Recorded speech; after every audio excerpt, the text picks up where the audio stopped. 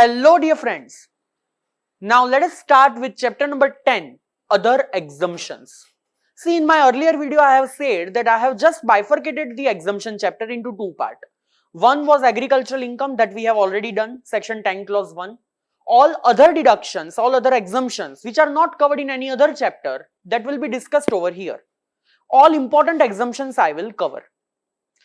The very first is section 10 clause 2. If you are a member of HUF and that HUF is giving you any asset or any amount from its asset, then whatever is the amount that you are receiving from HUF, it will be completely exempt from the tax. So for member, it won't be taxable. Then section 10 clause 2A. If you are a partner in a partnership firm, you are getting share from partnership firm.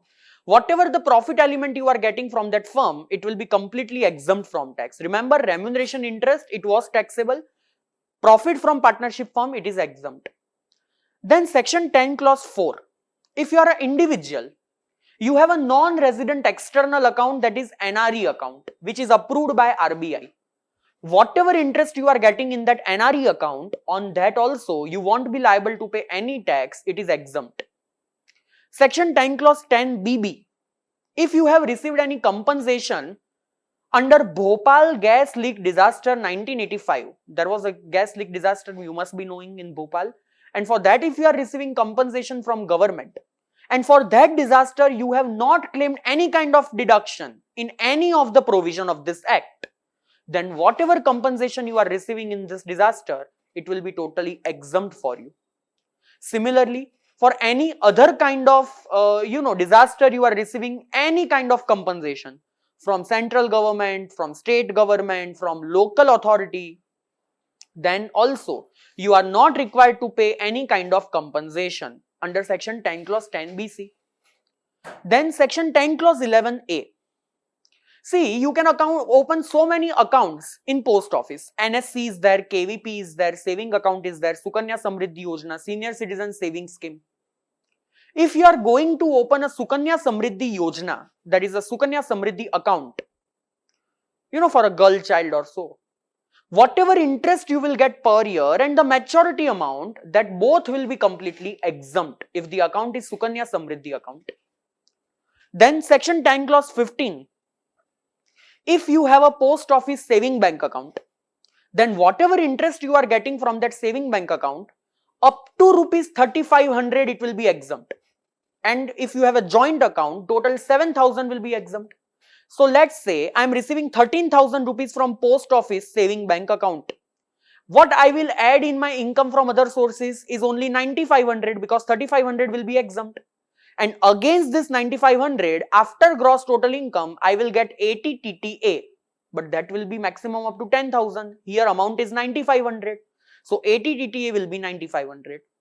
So for a post office saving bank account, 10 clause 15 is also applicable, 80 TTA is also applicable. Achha, if you have National Highway Authority of India, RECL bond, HUDCO bond, Power Finance Corporation, IRFC bond, whatever interest you will get on this bond, even that will also be exempt, totally exempt. Section 10 clause 16, if you receive scholarship from any person to meet your cost of education, that scholarship will also not be taxable, it will be exempt. Then 10 clause 17, if you are MP or MLA, Ministry of Parliament, Ministry of State Legislature, Member of Parliament, Member of State Legislature, you are getting daily allowance, constituency allowance, or allowance as per MP rules 1986. These three kind of allowances will be completely exempt. However, if you are following 115 BAC, you will not get this exemption. Then section 10 clause 17A. If you have received any kind of award or any kind of reward in cash or in kind, in general public interest, by government or by anybody established by government, it will be completely exempt. Then section 10 clause 18, if you are a soldier kind of person who has received some gallantry awards, bravery awards while he was working, like Paramvir Chakra, Mahavir Chakra, Veer Chakra, this kind of gallantry awards, then whenever you will retire, whatever pension you will receive or your family member will receive after your death, for all of you, that pension from government will be completely exempt because you have received the gallantry awards while you was working. Then section 10 clause 26, if you are residing in Nagaland, Manipur, Tripura, Arunachal Pradesh, Mizoram, Ladakh of Jammu Kashmir, and you are belonging to the scheduled tribe, so you are residing in any of this state and you are a member of scheduled tribe, then whatever you earn as the income from that state, whatever you earn as the income of that state, plus from whatever area you receive interest or dividend, all of this income will be completely exempt. So the income from those state plus world interest and dividend, that will be completely exempt for the members who are residing in this state.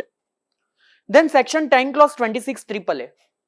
If you are a person who is residing in Sikkim, you are a Sikkimese individual, then any income which you are arriving from the state of Sikkim plus world interest and dividend, that will be completely exempt. Here you should not be a scheduled tribe person, that will be completely okay.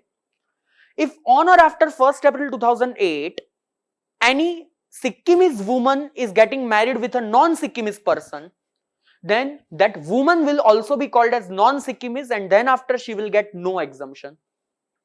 Now one important section, which is section 10 AA.